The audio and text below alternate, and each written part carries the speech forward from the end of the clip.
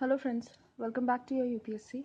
Today in Geography of India, we are going to continue with the topic that is mineral resources of India. So let's get started. In the last lecture, we completed our ferrous resources, that is ferrous mineral, and today we will start with the non-ferrous mineral resources. Non-ferrous mineral resources are metallic resources, but they do not contain iron content. Okay, so iron content is absent in these minerals, hence they are known as non-ferrous minerals. Okay, now some of the important minerals, that is some of the important non-ferrous minerals are like gold, silver, copper, lead, bauxite, tin, zinc, etc. Okay, so there are many. Today we will discuss about, first we will discuss about copper. Copper, as we all know, it came into use, or it existed, and it was used by mankind much earlier than iron. Okay, so the use of copper was much earlier than the use of iron. Iron was used. We started using iron during Vedic age. Okay, but the use of copper was in Indus Valley civilization also. Okay, so it was used much earlier than the iron. Okay, now if we look at some of the uses of copper, copper is used in making utensils, it is used in making coins, okay, and various decorative items. We all know that it is a good conductor of electricity, hence it is used for making wires and cables because it is good conductor of electricity as well as its resistance is quite low. And another thing is it is quite ductile. Okay, so the ductility of copper is very good, hence it is used for making wires and cables. It is also used in defense industries and automobile industries. Okay, now if we look into its further uses, we will see that the when it is alloyed with iron and nickel, it is used for making stainless steel. Okay, and if it is used with nickel, it is used for making metal. Okay, so it is used for making morel metal. And along with aluminium, when the copper is used along with aluminium, it is used for making duralium. Okay, see, iron plus copper plus nickel, this will make steel. Then we have copper plus nickel, this will make morel metal. Okay, then we have copper plus aluminium,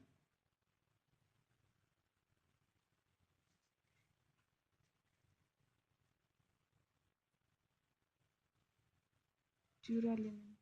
Okay, so it is used for making duralumin. Then copper, when used with zinc,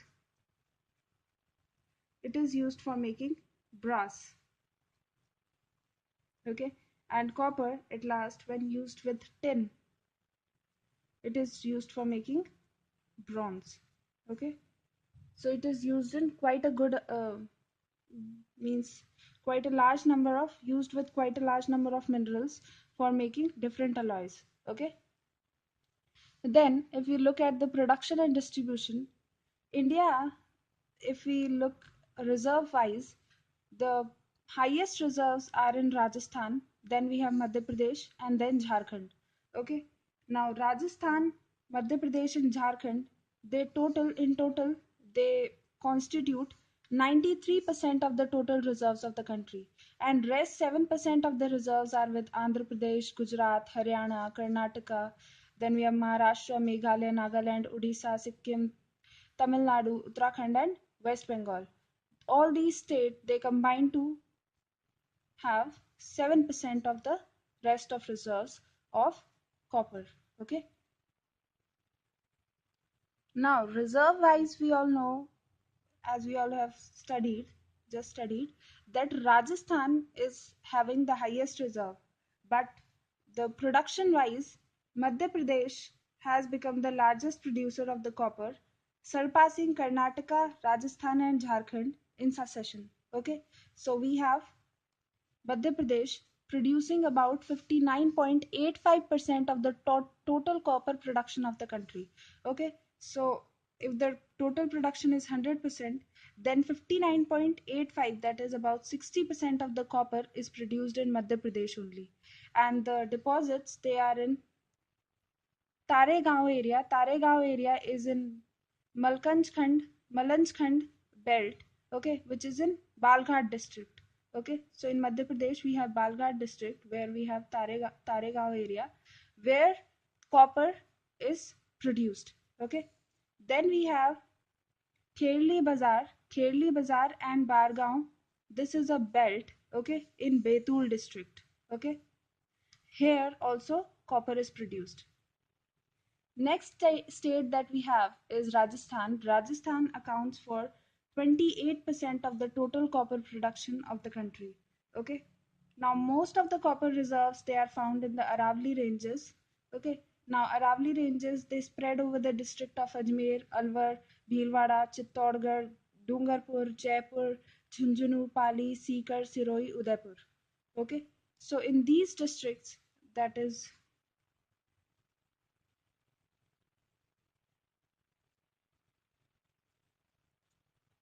near Aravali ranges, we find copper deposit. Okay. Now most of the copper belt, they are in Khetri Singhana belt. Okay. So we have Khetri Singhana belt in Jhunjhunu. Okay. Then we have Dirba, Kho Dariba belt. This Kho Dariba belt is in Alwar city. Okay. So these two are the most important belt where the high grade copper of Rajasthan is produced. The next important state is Jharkhand. Jharkhand, it accounts for the 11% of the copper production of the country. Okay, and if you look at the earlier time, in 1980s, the Jharkhand was largest producer of copper in the country, and the main deposits of Jharkhand, they are in Rakha, Kendadi, Surda, then we have Dobani, okay, then we have Mosabani, then we have Barkan, Barkanath, okay. So these are the important places where we find copper reserves in Jharkhand, okay. Now, though copper production is in quite a good amount in India, but then also the total copper production of the country is not enough for meeting the demands of the people of the country. Okay, so the copper, it is imported, sorry, the copper is imported from other countries. So the largest seller is USA, followed by Canada, Zimbabwe, then we have Japan and Mexico. Okay, so these are the 5 countries from where we import copper. Now, after copper, the next important non-ferrous mineral in India is nickel. Okay, nickel, it does not occur in free state. Okay, so we can't find nickel as in nature. Okay, it is found associated with copper or uranium. Okay, so it is found along with copper ores, uranium ores. Okay, as the extra mineral, nickel is found in these ores. Okay, now, if you look at its usage, nickel actually it is used as important alloying mineral. Okay, when it is alloyed with iron, so it is used for making superior quality stainless steel. Okay, and this stainless steel is used for making utensils, etc., and other things. Okay, now if you look at the strength and tensile strength and hardness of nickel steel, it is very high and it is used for manufacturing armored plates. Okay, so it is used in armored plates, motor cars, bullet jackets, and it is also used in naval construction. Okay, then when the nickel is alloyed with copper or silver, it is used for making coins. Nickel aluminium alloy, if if you look at nickel aluminum alloy, that they are used for making uh, aeroplanes, then they are also used in internal combustion engine. Okay. After that, if you look at metallic nickel is used for making storage batteries, and it is also used as catalyst for hydrogenation or hardening of fats and oil instead of using a soap. Okay. And foodstuffs are used, and it is also used in making vanaspati ghee is actually a form of saturated fat. Okay. So it is used by using nickel as a catalyst. So from vanaspati oil we manufacture vanaspati ghee by using nickel as a catalyst. Now if you look at the distribution, the important occurrence of the nickel-ferrous limestones, it is found in Sukinda Valley. Okay, Sukinda Valley is in Jajapur district. Jajapur district is in Odisha. Okay, so we have nickel-ferrous limonite ore. Okay, so nickel-ferrous limonite ore. Here we have nickel as the substitute mineral. Okay, and Odisha is the largest producer of nickel in India, and it contributes about 92%. Okay, this is approximately 92% of the country's production. Okay, then we have Jharkhand. In Jharkhand, we have Singhbhum district. In Singhbhum district, we find the nickel in the form of sulfide ore. Okay, so it is in sulfide form, and another form we find in Jaduguda area. That is here we find uranium deposit, and with uranium deposit we also find nickel. Okay, so in Singhbhum and Jaduguda area we find nickel. In Singhbhum district we find it in the sulfide form, while in Jaduguda we find it in form of uranium. Okay, with uranium, sorry, not in the form of uranium. We find it with uranium, and in total, Jharkhand it produces approximately 8%. Okay, so like about 99 point something percent of the nickel production is done by both these states. Now other states are like Karnataka, Kerala, and Rajasthan. They are also important states. And as we have studied in oceanic deposits, nickel is also found in the form of polymetallic sea nodules. Okay, so here also we find quite a good amount of nickel in the form of polymetallic sea nodules. Okay, the next minerals that we have is lead and zinc. Lead is a widely used mineral because it is malleable, it is soft, heavy, and it is also a bad conductor of heat. Okay, so it is used in alloys. It is also used in the form of lead sheeting, cable cover, paints, glass and rubber industries. Okay, it is also used in automobiles, aeroplanes, and calculating machines. Lead nitrates, they are used in dyeing and printing. Okay, so lead nitrates, they are used for dyeing, used in dyeing and printing. Okay, and lead oxides, they are used for alloying and also lead sheeting, cable cover. This is paint. Okay, paints, glass and rubber industry. Okay, now lead, it does not occur in free state. Okay, so like nickel, it also does not occur in free state.